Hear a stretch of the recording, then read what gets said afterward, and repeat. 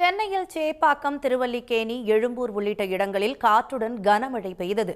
கூடுதல் விவரங்களை செய்தியாளர் குணசேகரனிடம் கேட்கலாம். குணசேகரன், இதுகுறித்த விவரங்களை பதிவு பண்ணுங்க.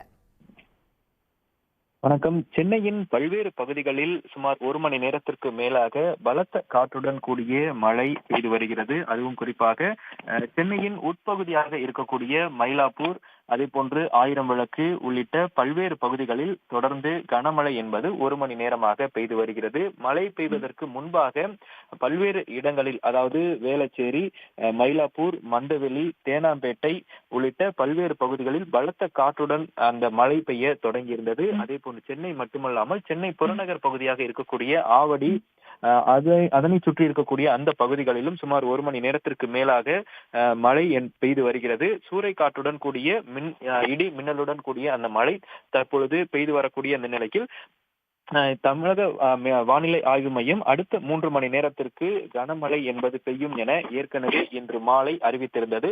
இந்த நிலையில்தான் இன்று மாலை சரியாக சென்னை மட்டுமல்லாமல் நீலகிரி, கோவை, ஈரோடு, நாமக்கல், கள்ளக்குறிச்சி, கடலூர், தென்காசி, திருநெல்வேலி, கன்னியாகுமரி உள்ளிட்ட மாவட்டங்களில் லேசானது முதல் மிதமான கூடிய கனமழை பெய்யும் என அறிவுறுத்தியிருந்தது. இந்த நிலையில்தான் தற்பொழுது சென்னை மற்றும் சென்னை சுற்றி இருக்கக்கூடிய பல்வேறு புறநகர் பகுதிகளிலும் கனமழை ஒரு மணி நேரத்திற்கு மேலாக பெய்து வருகிறது.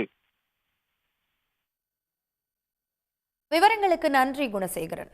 உடனுக்குடன் செய்திகளை தெரிந்து கொள்ள சன் நியூஸ் பெல் ஐகானை கிளிக் பண்ணுங்க.